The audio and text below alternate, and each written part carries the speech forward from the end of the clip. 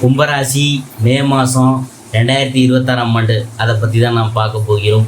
அளப்பரிய பராக்கிரமம்.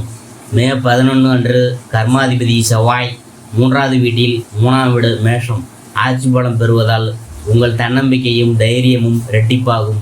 தொழிலில் நினைத்ததை சாதிப்பீங்க. பஞ்சமத்தில் அற்புதமான யோகம். மே 14 அன்று யோகக்காரகன் சுக்கிரன் 5வது வீட்டில் குருவுடன் இணைவது கலைஞர்களுக்கும் மாணவர்களுக்கும் காதல் வாழ்க்கைக்கும் ஒரு பொற்காலம். லாபங்கள் மும்பரமாக இருக்கும். குடும்பத்தை ஆதிக்க போட்டி. மே 15 முதல் 4வது வீட்டில் சூரியனின் சஞ்சாரத்தினால வீட்டின் சூழல் சற்று சூடாகும். சொத்து அல்லது குடும்ப விவகாரங்களில் ஈகோ காட்டாமல் கவனமாக இருக்க வேண்டும். கும்பராசிக்காரங்களுக்கு மே 2026 மாதம் 7.5 சனியின் 2ஆம் கட்டத்தில் ஜென்ம சனி இருந்தாலும் அற்புதமான ஆறுதலையும் வெற்றிகளையும் வழங்கப் போகுது. கடந்த மாதத்தில் 2வது வீட்டில் இருந்த செவ்வாயால் சந்தித்த கடுமையான வார்த்தை பரிமாற்றங்கள் மற்றும் குடும்ப சண்டைகள் மே 11 அன்று செவ்வாய் 3ஆம் வீட்டிற்கு ஆட்சி மாறியவுடன் சுமூகமாகிவிடும். மேலும் மே 14ஆம் தேதி அன்று யோகக்காரகன் சுக்கிரன் 5வது வீட்டில் பிரவேசித்து குருவுடன் இணைவது உங்கள் வாழ்க்கையில் படைப்பாற்றலையும் மகிழ்ச்சியையும் நிரப்பும். ஆனால் மே 15ஆம் தேதி அன்று சூரியன் 4வது வீட்டில் பிரவேசிக்கிறதுனால குடும்பம் மற்றும் சொத்து விவகாரங்களில் சற்று விழிப்புணர்வு அவசியம். விறுவிறுப்பான தொழில் மற்றும் உத்தியோகம். கர்மாதிபதி தொழில் காரகன் செவ்வாய் ஏப்ரல் மாதத்தில் 2வது வீட்டில் இருந்து கொடுத்த அழுத்தத்தில் இருந்து மே 11 அன்று முதல் 3வது வீட்டில் 3ஆம் வீடு ஆட்சி பலத்தை பெறுவதால் உங்களுக்கு பெரிய நிம்மதி கிடைக்கும். அலுவலகத்தில் உங்கள் தைரியமும் முன்முயற்சி எடுக்கும் குணமும் அனைவரையும் ஆச்சரியப்படுத்தும். நிலுவையில் உள்ள பணிகளை முடித்து காட்டுவீங்க.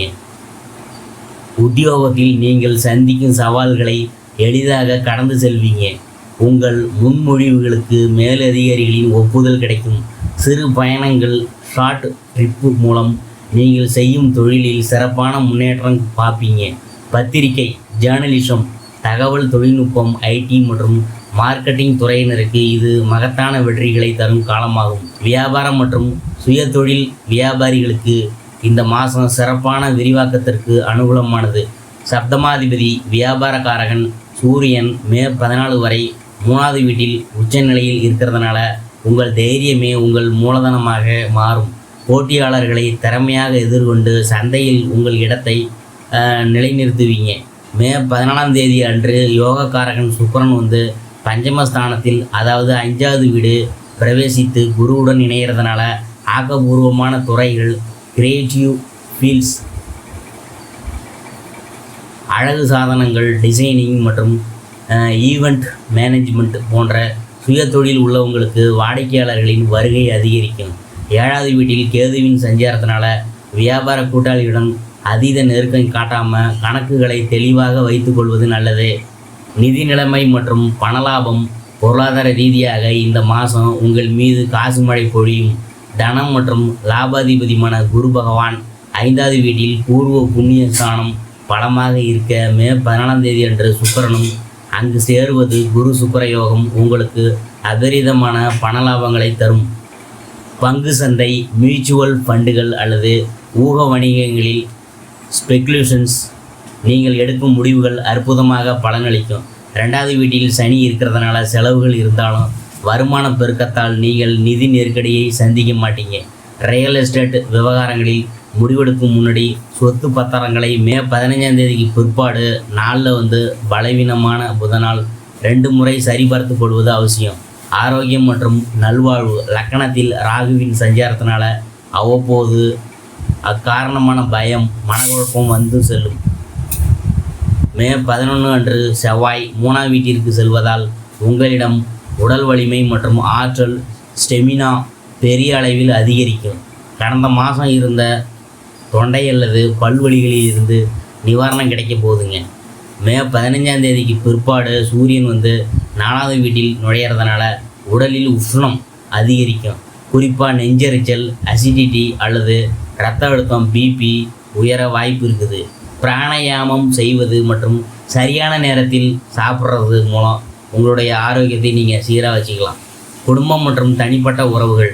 தனிப்பட்ட வாழ்க்கையில் இந்த மாதம் மிகவும் மகிழ்ச்சியை தரும்.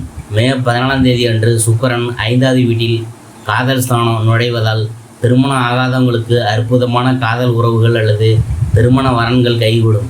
வாழ்க்கை துணையுடன் மிகவும் ரொமான்டிக்கான நேரத்தை செலவிடுவீங்க. 5இல் உள்ள குருவால் உங்கள் குழந்தைகளின் வெற்றிகள் உங்களுக்கு பெருமை சேர்க்கும். இருப்பினும் மே 15ஆம் தேதிக்கு பிற்பாடு 4வது வீட்டில் குடும்பம் மாதுருஸ்தானம் சூரியனின் சஞ்சாரத்தினால வீட்டில் சில ஈகோ மோதல்கள் ஏற்படலாம். குடும்ப உறுப்பினருடன் குறிப்பாக தாயாருடன் வாக்குவாதங்களில் ஈடுபட வேணாம். அவங்களின் ஆரோக்கியத்தில் தகுந்த மருத்துவ ஆலோசனைகளை பெறுவது அவசியம். கல்வி மற்றும் மாணவர்கள் வித்யாஸ்தானத்தில் 5வது வீடு குரு மற்றும் சுக்கிரனின் சுபசேர்க்கை மாணவர்களுக்கு ஒரு மிக சிறந்த பொற்காலமாகும். கலைகள், டிசைனிங், ஃபைனான்ஸ் அல்லது மேனேஜ்மெண்ட் பயிலும் மாணவர்கள் சிறப்பான மதிப்பெண்கள் பெறுவாங்க.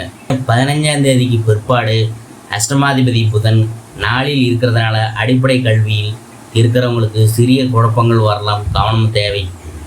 மே 2026க்கான வேத பரிகாரங்கள். லக்கணத்தில் ராகு, 2இல் சனி தோஷங்களை தவிர்த்து 3இல் செவ்வாயின் தைரியத்தையும் 5இல் சுக்கிர குரு யோகத்தின் முழு பலனையும் பெற இந்த பரிகாரங்களை பின்பற்றுங்க. துர்க்கை ராகு சாந்தி. லக்கணத்தில் ராகுவால் ஏற்படும் மனபயங்கள் மற்றும் ஆளுமை சிக்கல்களை போக்க தினமும் துர்க்கை அம்மனை வழிபாடு செய்யுங்க அல்லது துர்க்கை அஷ்டோத்திரம் படியுங்க. சிவ ஆராதனை. 2வது வீட்டில் உள்ள 7.5 சனி தோஷ நிவர்த்திக்கும் பேச்சில் தவறுகள் வராமல் இருக்கவும் சனிக்கிழமையில் சிவாலயத்தில் நல்லெண்ணெய் தீபம் ஏற்றுங்க. சூரிய நமஸ்காரம். மே 15 முதல் 4வது வீட்டில் சூரியனால் வீட்டில் ஏற்படும் அமைதியின்மையை தவிர்க்க காலையில் சூரிய நமஸ்காரம் செய்து தந்தை பெரியவங்களின் ஆசியை பெறுங்க.